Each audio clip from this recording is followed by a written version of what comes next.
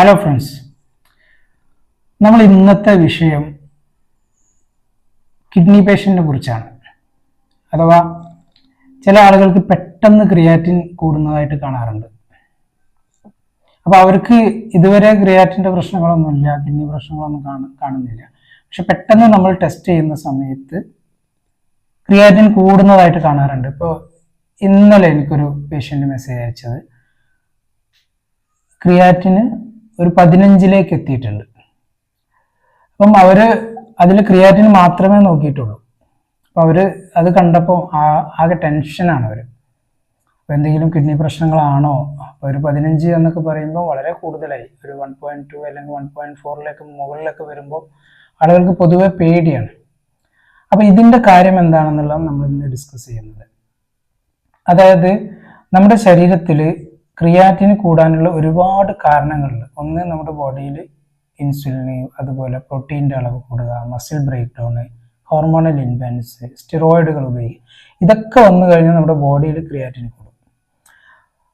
അപ്പോൾ നമ്മുടെ ക്രിയാറ്റിൻ കൂടിയതിൻ്റെ പ്രശ്നം അത് കിഡ്നി പ്രശ്നമാണോ എന്നുള്ളത്, അതായത് നമ്മൾ ഇത്തരം കാര്യങ്ങളൊക്കെ പറഞ്ഞിട്ടുണ്ട്. അതിൻ്റെ കൂടെ കിഡ്നി പ്രശ്നം വന്നു കഴിഞ്ഞാലും, കിഡ്നിയിൽ ഫിൽട്രേഷൻ കുറഞ്ഞു കഴിഞ്ഞാലും ക്രിയാറ്റിൻ കൂടാം.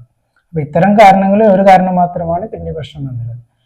അപ്പോൾ നമ്മൾ പേടിക്കാതെ അത് എന്താണ് പ്രശ്നം എന്നുള്ളത് നമ്മൾ കൃത്യമായിട്ട് പഠിക്കുക. ഓക്കെ, അപ്പൊ അതിന് നമുക്ക് ടെസ്റ്റ് ചെയ്യാനുള്ള സംവിധാനങ്ങളുണ്ട്. ഒന്ന് ചെയ്യേണ്ടത്, നിങ്ങൾ ക്രിയാറ്റിൻ മാത്രം നോക്കിയിട്ട് ഈ ഒരു അളവിലേക്ക് എത്തി നിങ്ങൾ പേടിക്കാതിരിക്കുക. രണ്ടാമത് ചെയ്യേണ്ടത്, നിങ്ങൾ അതിൻ്റെ റിനൽ ഫങ്ഷൻ ടെസ്റ്റ് ചെയ്യുക. അതുപോലെ ഫിൽട്രേഷൻ റേറ്റ് നിർബന്ധമായിട്ട് നോക്കണം. പല കിഡ്നി പേഷ്യൻ്റ് ഒരുപാട് വർഷമായിട്ടും ഫിൽട്രേഷൻ റേറ്റ് നോക്കാത്ത പേഷ്യൻസ് ഉണ്ട്. അതായത് ക്രിയാറ്റിൻ കൂടുതലായിരിക്കും, അവരുടെ ഫിൽട്രേഷൻ റേറ്റ് കൂടുതലുള്ള പേഷ്യൻ്റ് നമ്മൾ കാണാറുണ്ട്. അപ്പോൾ നമ്മൾ ഫിൽട്രേഷൻ ആണ് പ്രശ്നം.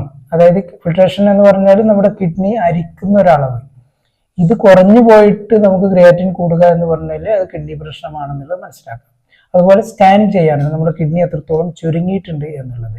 അപ്പോൾ നമുക്ക് കിഡ്നി ഡിസീസിൽ സ്റ്റേജസ് ആയിട്ട് പഠിക്കുമ്പോൾ നല്ല ചുരുങ്ങിയൊരവസ്ഥയാണ്. EGFR വളരെ കുറയുന്ന ഒരു കണ്ടീഷനാണ് സ്റ്റേജ് 5 ഒക്കെ ഉള്ളത്. അതുപോലെ ചില പേഷ്യൻസിന് ക്രിയാറ്റിൻ കൂടുതലായിരിക്കും, EGFR കൂടുതലായിരിക്കും. അത്തരം പേഷ്യൻസിന്റെ കാരണങ്ങൾ കിഡ്നി പ്രശ്നമല്ല എന്നുള്ളത് മനസ്സിലാക്കുക.